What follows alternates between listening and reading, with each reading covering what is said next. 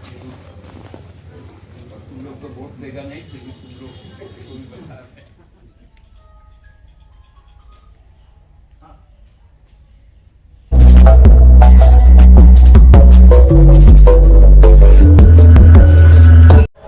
सबसे पहले आप अपना परिचय दीजिए। मेरा नाम रोशन इमानुएल तिगा है और मैं झारखंड मुक्ति मोर्चा मांडर प्रखंड का प्रखंड अध्यक्ष हूँ। क्या कुछ उपचुनाव को लेकर क्या कुछ तैयारियां चल रही हैं?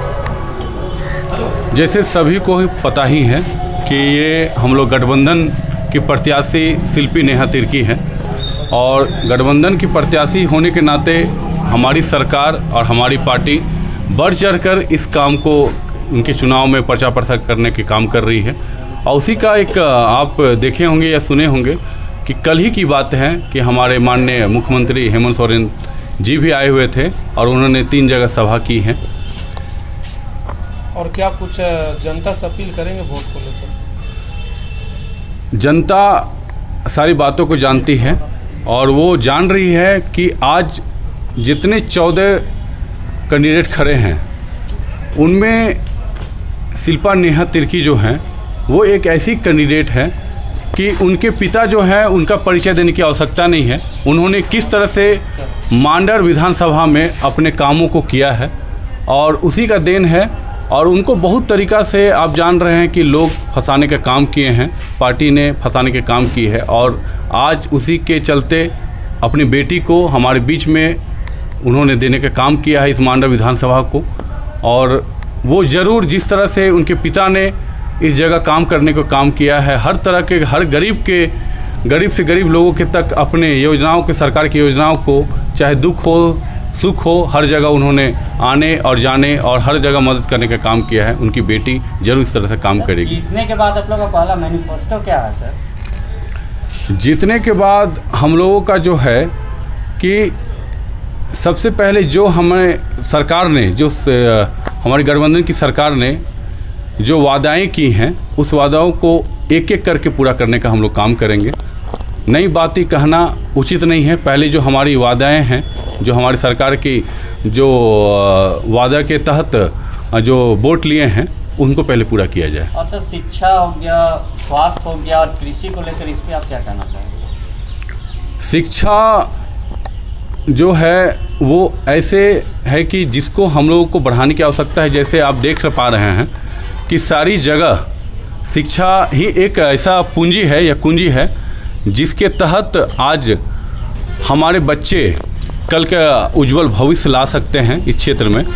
तो शिक्षा के हर क्षेत्र में हमारी सरकार देखने का भी काम कर रही है और उसको बढ़ावा भी दे रही है। आप जिस समय उनकी विधायकी थी उस विधायकी में आपने देखा होगा कि ऐसे बच्चे जो जिनके माता पिता भी गुजर चुके हैं, ऐसे बच्चों को भी पढ़ाने का उन्होंने काम किया है और ऐसे बच्चों को दाखिला कराया है, उनको बोर्डिंग में रखा है और जो सरकार की तरफ से योजनाएं चल रही हैं उस योजनाओं को लाने का भी काम किया, पेंशन देने का भी काम किया है उन्होंने। हाँ। क्या कुछ कहेंगे उपचुनाव को लेकर? क्या कुछ तैयारियां चल रही है? बिल्कुल, अभी के हालात को अगर देखा जाए तो झारखंड मुक्ति मोर्चा एक गठबंधन सरकार के तौर पर काम कर रही है और जिस तरह हालात को देखते हुए मांडर विधानसभा के लिए उपचुनाव का जो प्रक्रिया चुनाव आयोग के द्वारा निर्धारित किया गया है उसमें निश्चित तौर पर गठबंधन सरकार की जो प्रत्याशी है श्रीमती शिल्पा नेहा तिर्की निश्चित तौर पर जीत हासिल करेगी। और इसमें हमारे प्रमुख प्रदेश के मुख्यमंत्री हेमंत सोरेन का निर्देश है।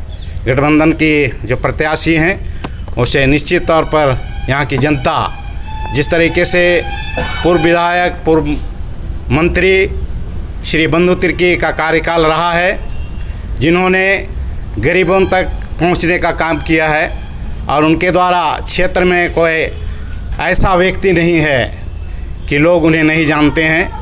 एक जुझारू नेता के रूप में पहचाने जाते हैं और निश्चित तौर पर उनके कार्यकाल में जिस तरह गरीबों के लिए उन्होंने काम किया है, निश्चित तौर पर उनकी जो बेटी है शिल्पा नेहा तिर्की को लोग यहाँ से विजय बनाकर विधानसभा तक पहुँचाने का काम करेंगे।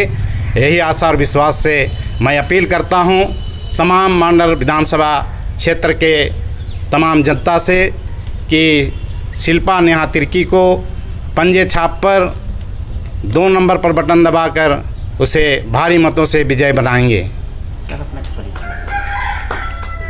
मैं जयवंत तिग्गा ब्राह्मणे पंचायत के पूर्व मुखिया रहा हूं और मैं अभी झारखंड मुक्ति मोर्चा का सिपाही के तौर पर मैं क्षेत्र का भ्रमण कर रहा हूं।